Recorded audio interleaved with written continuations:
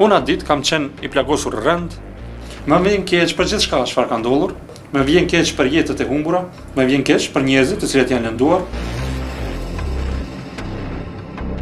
Unë kam qenë në Banjsk atë ditë dhe këtë gjë nuk e kam mohuar asnjëherë, por e tërë kjo që më vihet në barë dhe çfarë më shkruhet në akt akuzë, si veprimet e mia, pjesëmarrja, kjo gjë nuk është e vërtetë. Unë nuk e kam ditur se çfarë do të ndodh atë ditë. Çak jam nisur verbërisht, sepse askush nuk më ka thënë se ku po shkojmë. Edhe vetë jam çuditur kur jemi gjendur në fshatin Banjsk. Dhe as nuk kam mundur të supozoj se do të vjet deri te tragjedia. As kam dashur që të marr pjesë në atë, e lere më që të shkaktoj çfarë do dhune. Unë atë ditë kam qenë i plagosur rënd dhe kam qenë te kufiri i jetës dhe vdekjes. Dhe në atë moment vetes nuk i kam ofruar ndihmën e parë, pasi që kam qenë vetë, e që gjithsesi edhe më vonë nuk ka pasur domethënë mjek, doktor, i cili më ka operuar dhe më ka shpëtuar jetën, dhe kjo gjë që po e them tani nuk po e them për herë të parë në këtë gjykatore, atij doktorit domethënë i kam borxh një falënderim të madh. Dhe kjo gjë më ka ndryshuar nga ai moment kur jeta jote më varet nga dora e dikujt për disa minuta bukvalisht, ndryshe shikoni edhe jetën, edhe njerëzit, edhe pasojat. Më vjen keq për gjithçka çfarë ka ndodhur, më vjen keq për jetët e humbura, më vjen keq për njerëzit të cilët janë lënduar, por e gjitha kjo nuk është diçka që unë e kam bërë, dhe arsyeja për këtë është, pra se nuk jam fajtor për diçka të tillë. Unë i nderuar gjyqtar, jam njeri familjar, kam bashkëshortën dhe 2 fëmijë, dhe tërë jetën jetoj në Zveçan. Si i ri kam mbetur pa baba, dhe nëna gjithmonë na ka mësuar që duhet të jemi të mirë dhe të ndershëm dhe punëtor.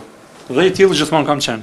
Dhe gjithmonë kam jetuar të qetë dhe i tërhequr, dhe çka është më e rëndësishmja, kur nuk kam pasur problem me ligjin. Unë jam njeri që punon në kulturë, që mirret me kulturë, mirë me folklor, dhe kjo nuk është, siç ka thënë mbrojtësi im, nuk është hobi, për mua kjo është mënyrë jetese. Qysh nga viti 1995 unë vallëzoj, deri në 2009 kam qenë vetëm vallëtar, nga 2009 deri në 2023, pra deri në ngjarjen e Banjsk, kam qenë shef i vallëtarëve, udhëheqës artistik dhe domethënë pjesëtar i bordit drejtues. Dhe këtë gjë ju tregoj se çfarë njeri kam qenë para kësaj ngjarje dhe çfarë njeri kam mbetur. Mirë po, sot për veten dëgjoj se si unë jam terrorist, se si jam përgjegjës për vdekjen e policit, si kam dashur ta shkëpus veriun e Kosovës, dhe vetëm pyetem se ku janë provat për tërë këto gjëra. Askush nuk ka thënë se kam gjuajtur, askush nuk ka thënë se kam sulmuar dikë apo lënduar, askush nuk ka thënë se kam pasur komand apo ndonjë rol tjetër.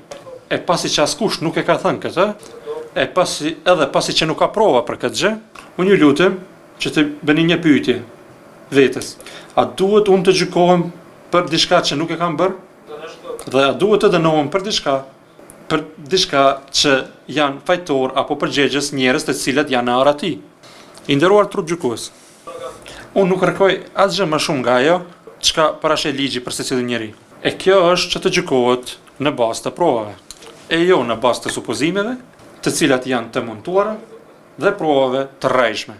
Në akt akuzën e prokurorisë speciale thuhet se atë ditë kam qenë i lënduar, gjë që është e vërtetë, pra i plagosur dhe rënd i armatosur. Unë këtu në gjykatore e kanë demantuar prokurorisë speciale për shkak të armëve të cilat mi kanë montuar.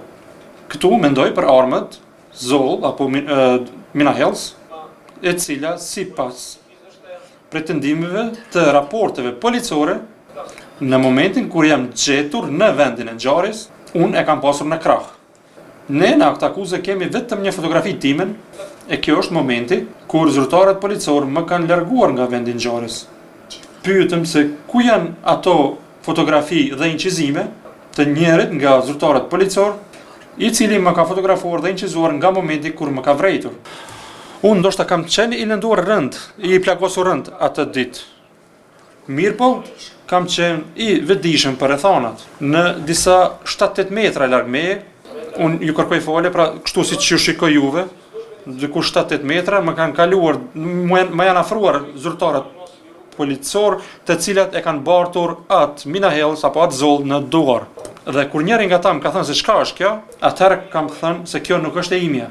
Mirë po, kur është ngritur akt akuza, dhe kur për herë të parë kam parë fotografinë se kinse ajo armë është gjetur tek unë jam shokuar, t'ju them sinqerisht.